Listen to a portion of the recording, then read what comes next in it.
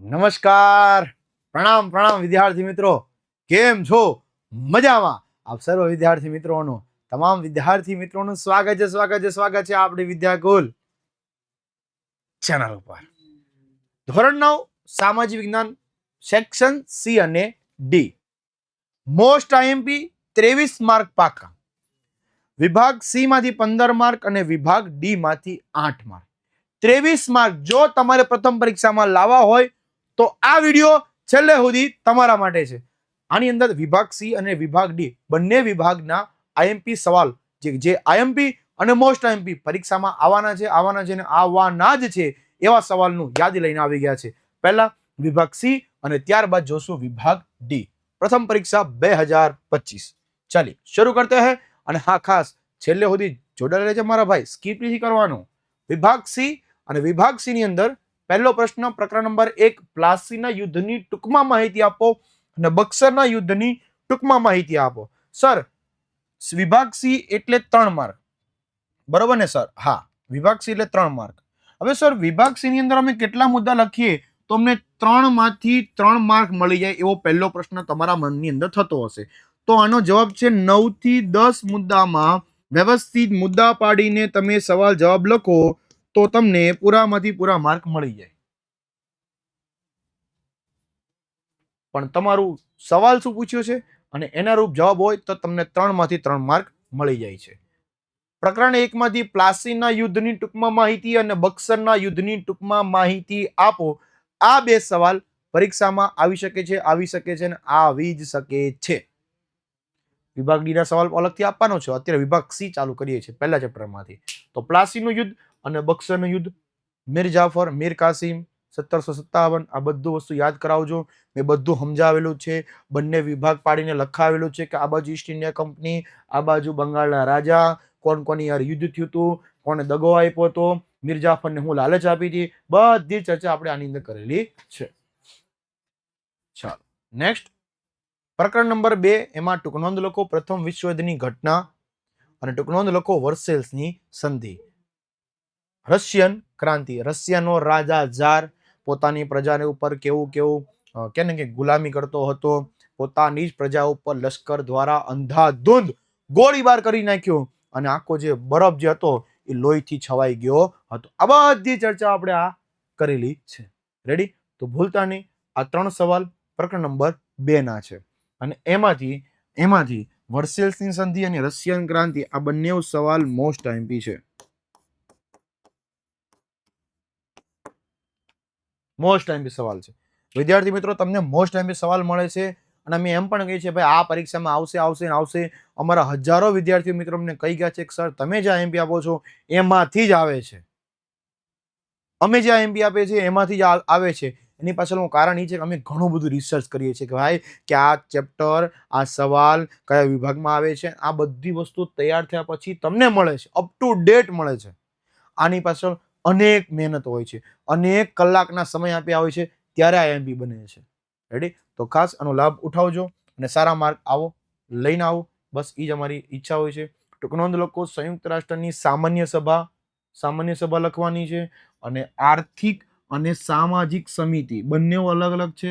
બરાબર? એટલે કે આર્થિક અને સામાજિક સમિતિમાં જે વસ્તુ જે ઓલા સંસ્થાઓ બધી આવે છે, IMF ને બધી, એ બધી સંસ્થાના નામ અને ટૂંકમાં એની માહિતી આપવાની રહેશે. ચાલો રેડી? આગળ જઈએ છે. પ્રકરણ નંબર 4, જલિયાવાલા બાગનો હત્યાકાંડ, દિવાલ, કૂવો, અંધાધૂંધ ગોળીબાર. બરાબર? અને છતાંય માફ કરી અને 2000 પાઉન્ડનું સન્માન. આ બધા ટૂંકા મુદ્દા બનાવી અને તમારે જવાબ આપવાનો રહેશે. ટૂંક નોંધ લખો રોલેટ એક્ટ. આ 2 સવાલમાંથી કોઈ એક સવાલ, 2 માંથી એક સવાલ આવશે.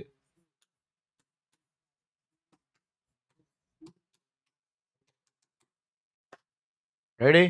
સ્વરાજ્ય પક્ષ ટૂંક નોંધ અને વિદેશમાં ક્રાંતિકારી ચળવળો. તો આ છે ચેપ્ટર નંબર 4 ના મોસ્ટ આઈએમપી સવાલો. હાલો નેક્સ્ટ આપણે આગળ જઈએ. ચેપ્ટર નંબર, વિદ્યાકુલને છે તમારી સાથે, કારણ કે તમારા માટે શું લઈને આવવાના છે? મોસ્ટ આઈએમપી ઓબ્જેક્ટિવ એટલે કે વિભાગ એ, ચેપ્ટર વાઇઝ આઈએમપી એટલે કે વિભાગ A, B, C અને D. આ જ લેક્ચરમાં આપણને વિભાગ સી અને ડી ના આઈએમપી આપી દીધા. હજી વિભાગ બી પણ તમારા માટે આવશે, વિભાગ એ પણ તમારા માટે આવશે. સૌથી ડિફિકલ્ટ એટલે કે તમને જે ટોપિક અઘરા લાગે છે એવા અઘરા ટોપિકનો અલગથી એક વિડીયો લઈને આવવાના છે. હારોહાર સેક્શન વાઇઝ આઈએમપી પણ આપવાના છે. ઓલ સિલેબસ, મોટાભાગનો સિલેબસ રિવિઝન પણ થઈ જશે. ભવિષ્યવાણી અને સૂર્યોદય. સર આ બે લેક્ચરની તમે સૌથી વધારે રાહ જોઈએ છે અને મેમાં અમે આવવાના જ છે. તો યસ, કોમેન્ટ કરી દેજો ભવિષ્યવાણી અને સૂર્યોદય માટે તમે કેટલા ઉત્સાહ અને તમે આતુર છો. અને એ સિવાય ઘણું બધું આવશે. આ ઘણું બધું તમારા માટે સરપ્રાઈઝ છે. શું આવશે એ અલગથી બધું આ તો આપીશું, હારવાર હજી બીજું આપીશું. ભાઈ મહેનત કરવા માટે અમે બેઠા છીએ, તનતોડ મહેનત કરાવશું. તમારે ખાલી જેટલું આપે એટલું બધું કરી નાખવાનું છે. પછી કહેજો કે ભૂકા કાઢી નાખે એવું રિઝલ્ટ આવે છે કે નહીં. ચાલીએ આગળ વધીએ. પ્રકરણ નંબર 9 ટૂંક નોંધ લખો. સમાનતાનો હક. સમાનતાનો હક ટૂંક નોંધ લખો. બીજી ટૂંક નોંધ પૂછી શકાય સ્વતંત્રતાનો હક. ભારત દેશનો પ્રત્યેક વ્યક્તિ સમાન છે. કોઈ પ્રકારનો ઉચ્ચ નીચનો ભેદભાવ નથી. કોઈ પ્રકારના ધર્મનો, જાતિનો ભેદભાવ નથી. સ્વતંત્ર છે કારણ કે કોઈ પણ વ્યક્તિ કોઈ પણ જગ્યા ઉપર જઈ શકે છે. બાગ, બગીચા, રસ્તા, જાહેર મિલકતનો ઉપયોગ કરી શકે છે. શોષણ સામેનો હક. કોઈ વ્યક્તિને તમે બળજબરીપૂર્વક તમે કામ કરાવશો તો એ વ્યક્તિ કાનૂની સહાય લઈ અને એનું નિરાકરણ કરી શકશે. બંધારણીય ઇલાજનો હક. બંધારણને ધ્યાને રાખીને, કાયદા કાનૂનને ધ્યાને રાખીને વ્યક્તિએ કામ કરવાનું હોય છે. અને રાજકીય અને વિદેશી સંબંધી વિષયોની સિદ્ધાંતોની ચર્ચા. ટૂંક નોંધ લખો, પૂછી શકાય છે. આમાંથી સમાનતા અને સ્વતંત્રતા મોસ્ટ આઈએમપી. બીજું અને આ બેમાંથી એક આવશે.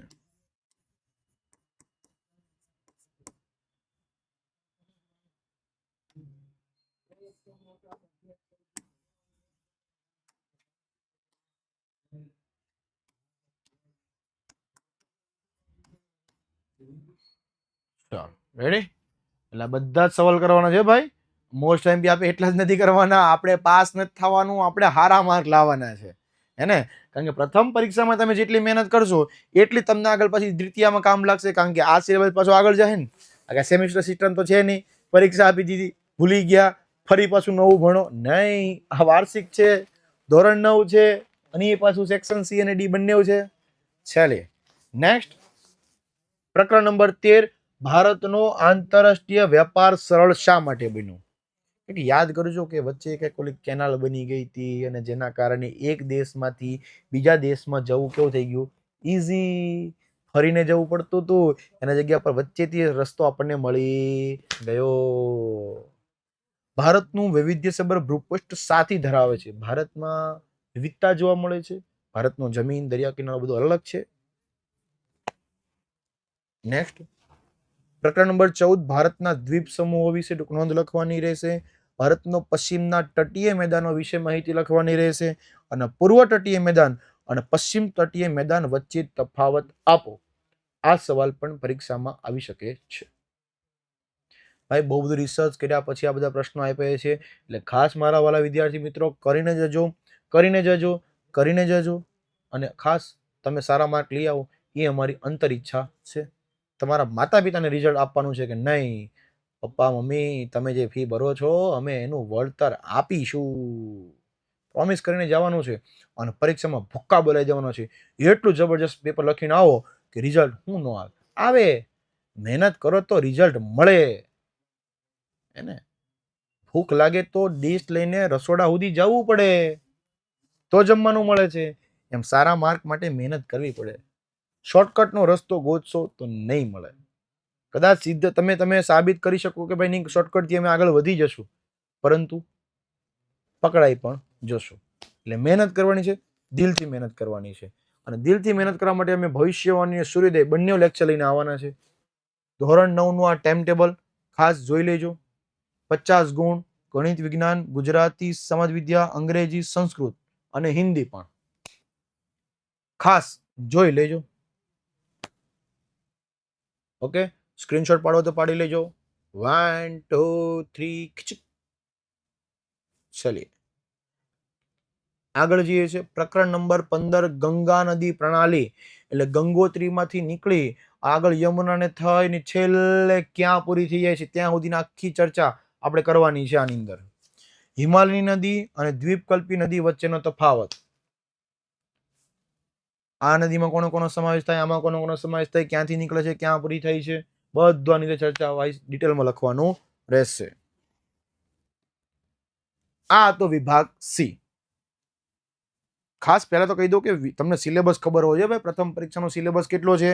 પ્રકરણ નંબર 1, 2, 3, 4, 8, 9, 13, 14 અને 15. આ છે પ્રથમ પરીક્ષાનો સિલેબસ.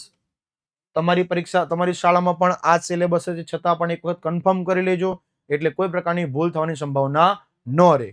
ચાલો રેડી. નેક્સ્ટ આપણે આગળ જઈએ છીએ પ્રકરણ નંબર 2 વિભાગ ડી નો સવાલ. પ્રકરણ 1 માં જો તમારે પ્રશ્ન પૂછવા હોય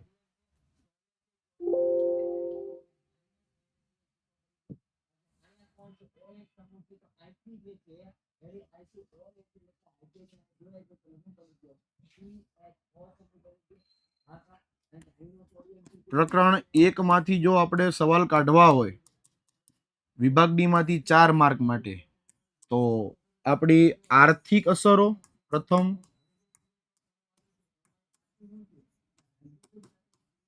અને સામાજિક અસરો.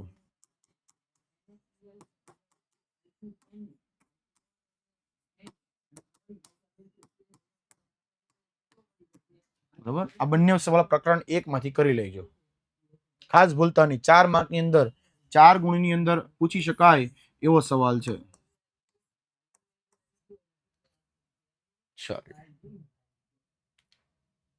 પ્રકરણ 2 માટે પ્રથમ વિશ્વયુદ્ધના જવાબદાર પરિબળો મોસ્ટ આઈએમપી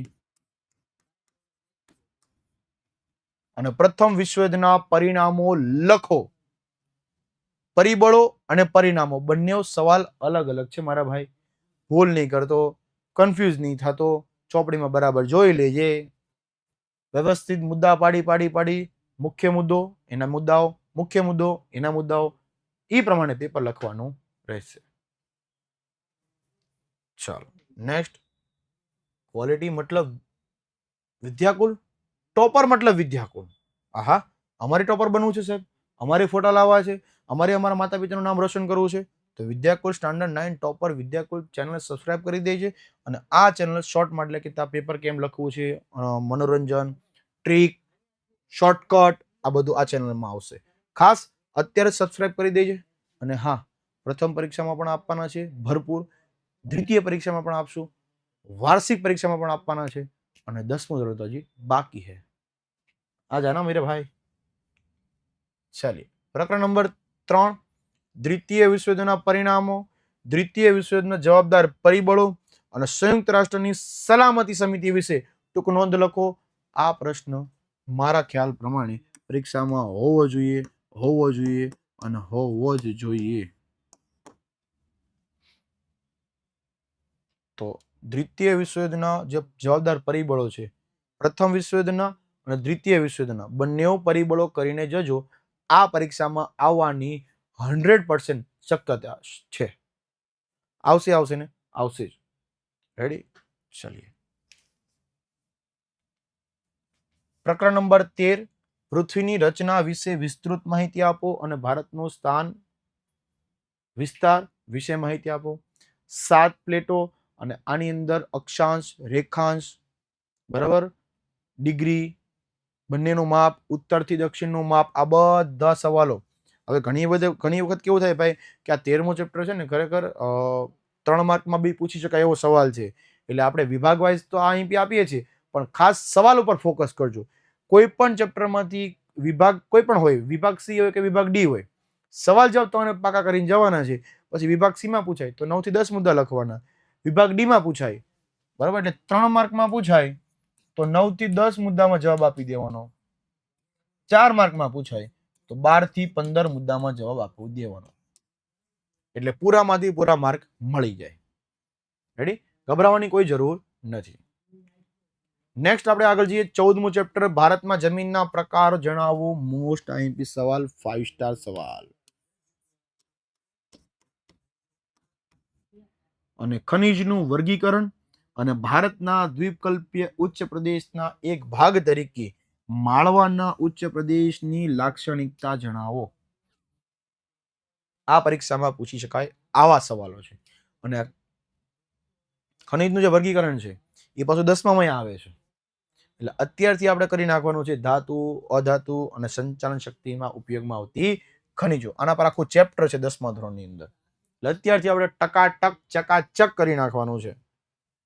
અને સાહેબ આવી જ રીતે તમારે અપ ટુ ડેટ ભણવું હોય તો આપણે વિદ્યાકુલની ટોપર બેચમાં જોડાઈ જાઓ, કારણ કે એની અંદર તમને ગુજરાતના number 1 teacher, live lecture, recording lecture, doubt solution, notes, free MCQ test, revision, historical result વર્ષોથી આવે છે. કઈ પણ મનમાં પ્રશ્ન છે, ટોપર બેચમાં જોડાવવું છે, 9924454400 કોલ કરીને ટોપર બેચની અંદર જોડાઈ જાઓ. તો આ હતા વિભાગ સી અને વિભાગ ડી ના મોસ્ટ આઈએમપી સવાલો. આ મોસ્ટ આઈએમપી જે સવાલો અને આઈએમપી સવાલો વિભાગ સી અને ડી તમને કેવા લાગે છે ખાસ કોમેન્ટ કરવાનું ભૂલતા નહીં. અઢળક મહેનત કરી છે તમારા માટે અને હજી મહેનત કરતા રહેશું. બસ ખાલી કોમેન્ટ બોક્સમાં જણાવી દેજો તમને આ બંને વિભાગના આઈએમપી પ્રશ્નો તમને કેવા લાગ્યા છે. ફરી મળીશું, ત્યાં સુધી હું પાર્થ જાની આપની વચ્ચેથી વિદાય લઉં છું. બાય બાય અને બેસ્ટ ઓફ લક.